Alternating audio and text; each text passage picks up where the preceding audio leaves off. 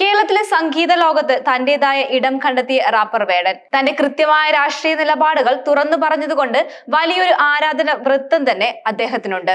എന്നാൽ സമീപകാലത്ത് ചില വിവാദങ്ങളുടെ പശ്ചാത്തലത്തിൽ ഒരു വിഭാഗം അദ്ദേഹത്തിനെതിരെ രൂക്ഷമായ വിമർശനങ്ങളുമായി രംഗത്തെത്തിയിരുന്നു.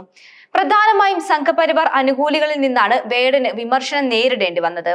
എന്നാൽ ഈ വിമർശനങ്ങളെയെല്ലാം കാര്യമാക്കാതെ തന്റെ രാഷ്ട്രീയം പാടിയും പറഞ്ഞും മുന്നോട്ടു പോകുമെന്ന നിലപാടാണ് വേടൻ എടുത്തത്. ഇതിനിടയിലാണ് റാപ്പർ വേടനെതിരെ കടുത്ത വിമർശനവുമായി സംവിധായകനും ബിഗ് ബോസ് ജേതാവുമായ അഖിൽ മാരാർ രംഗത്ത് വന്നത്. നാഷൻ ഫസ്റ്റ് എന്ന യൂട്യൂബ് ചാനലിന് നൽകിയ പ്രത്യേക അഭിമുഖത്തിലാണ് അദ്ദേഹം വേടന്റെ നിലപാടുകളെയും പൊതുപ്രവർത്തനങ്ങളെയും ചോദ്യം ചെയ്തത്. അഖിൽ മാരാരുടെ വിമർശനം പ്രധാനമായും CPM-ന്റെ ദളിത് വിരുദ്ധം ആരോപിക്കുന്നതിനിടെയായിരുന്നു. CPM ഇന്ന് വരെ ഏതെങ്കിലും ഒരു ജനറൽ സീറ്റ് ദളിത്തിന് നൽകിയിട്ടുണ്ടോ എന്നായിരുന്നു അദ്ദേഹം ചോദിച്ചത്.